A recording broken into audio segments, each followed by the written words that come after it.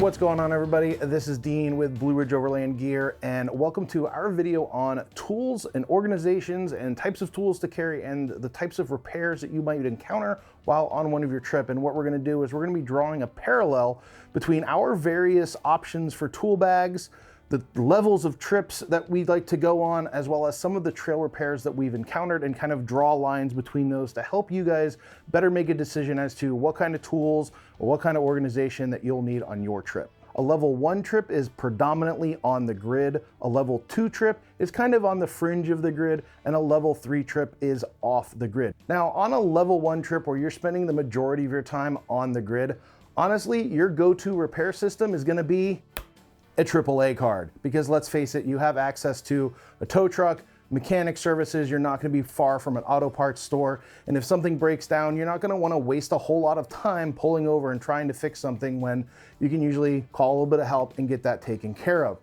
But that doesn't mean you're going to call help all the time, so you want to have some basic tools. Now, a lot of time when I'm traveling, I get what are called like the shakes and the shimmies, because you're doing a lot of traveling, you've got a lot of gear, you got a lot of bolt-on accessories on your vehicle, and things just like to work their way loose. So the number one kind of repair that I encounter on the trail is going to be things just shaking themselves loose. So a lot of times, easy access, and the few tools that I carry are things like vice grips, adjustable wrenches, screwdrivers, pliers, those sorts of things, because a lot of times it's just something that has rattled loose. The other thing is you want to get down and check your suspension components to see if any of those have come loose.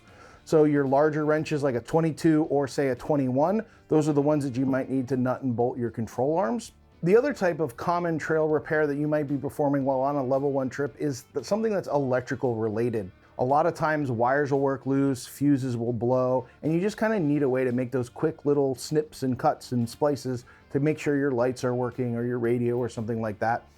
So you don't necessarily need to carry an entire electronics repair kit, but a pair of snips, some zip ties, extra fuses, maybe a little bit of spare wire can go a long way to help you kind of troubleshoot those quick and easy little electrical problems.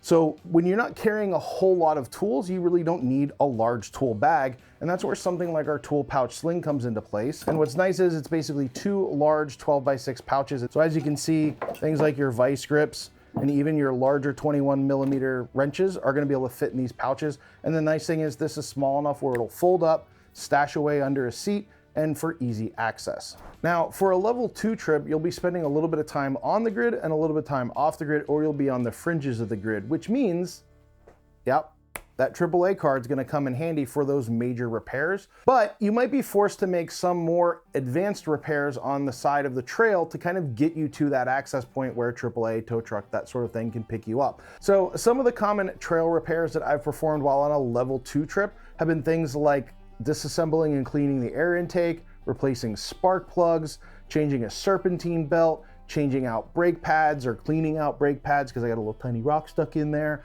Also changing U-joints in either a drive shaft or an axle shaft. Now, one of the biggest questions that I have been asked about, when you start going on these level 2 trips is, well, what spare parts should I carry? Well, truthfully, in my experience, whatever spare part you're carrying is not the part that's gonna break. It's Murphy's Law.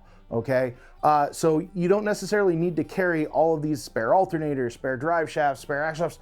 You don't need to be carrying all of that. You just got to kind of think about, well, what am I going to need to fix to limp me off of the trail or limp me to somewhere where, again, AAA can come rescue you. So things like U-joints are pretty common. You only usually need to carry about 1 or 2 U-joints per vehicle. They're nice and small. They don't take up a whole lot of room. And again, if you blow a U-joint in your drive shaft, it's a quick, easy repair. You can get yourself off the trail.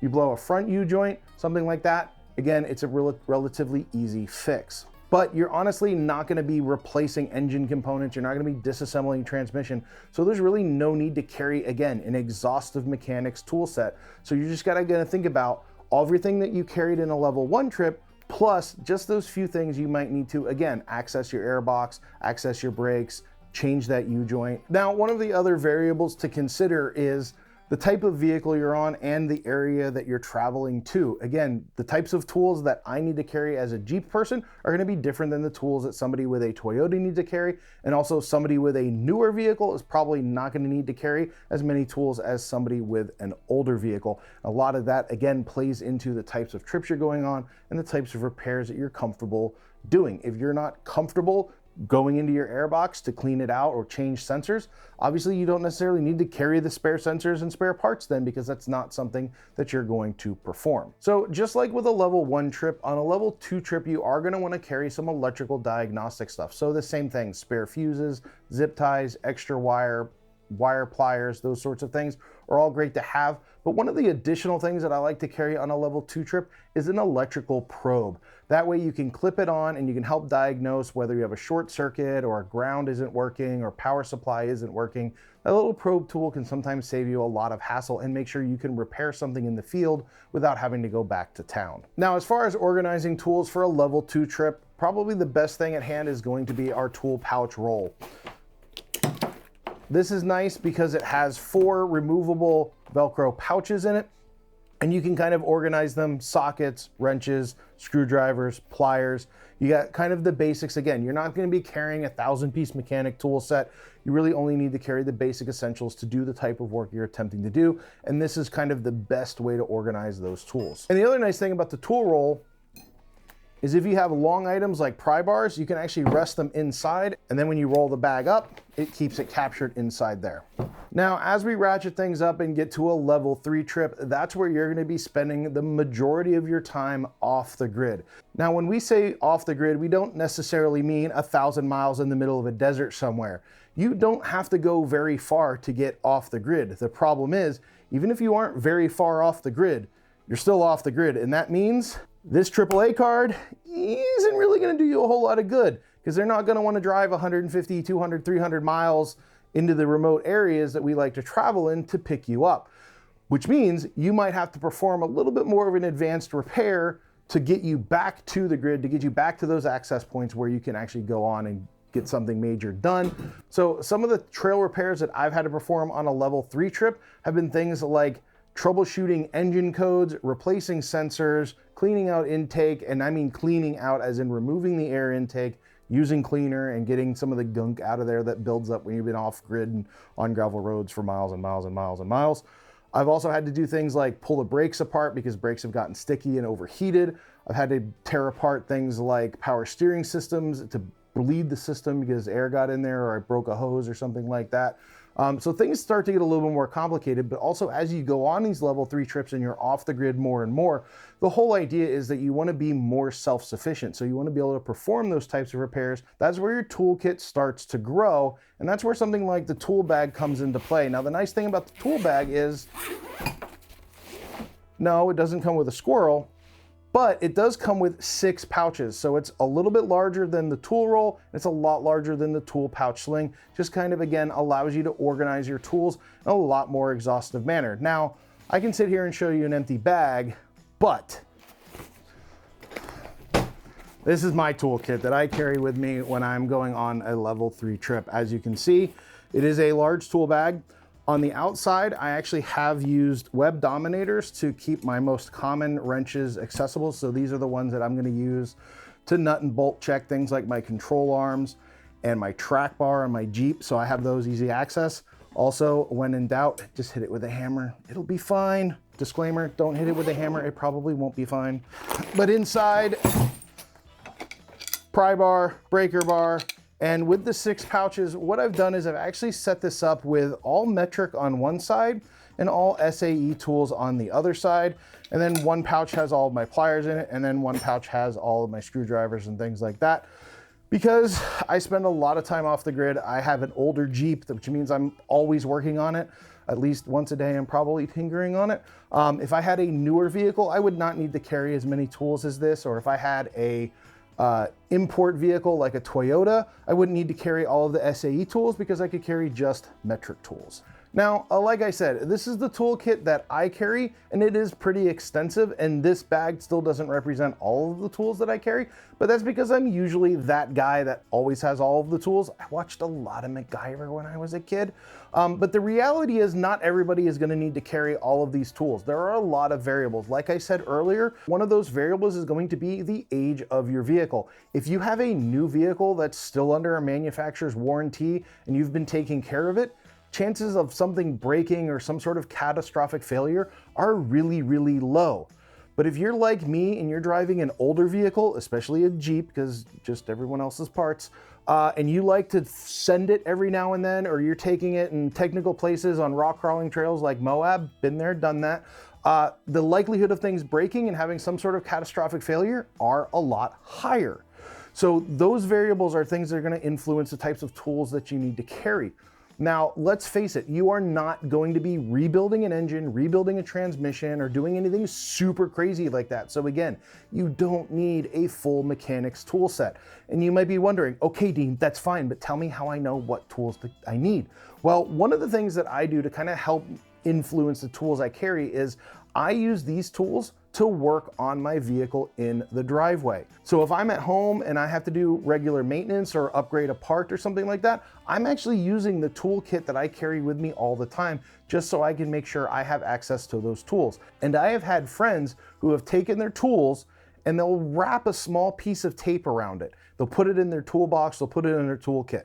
And if they use that tool, they pull the tape off. And then after a month or two, they kind of look at their toolkit and they think, wow, I've never used this wrench, or I've never used this set of pliers. So guess what? They're gonna take it out of that kit. That's really useful for those of you that have Toyotas, because let's face it, you don't need to carry a full extensive set of tools the way that us Jeep people do, because Jeep engineers like to use whatever random bolt they could find that day.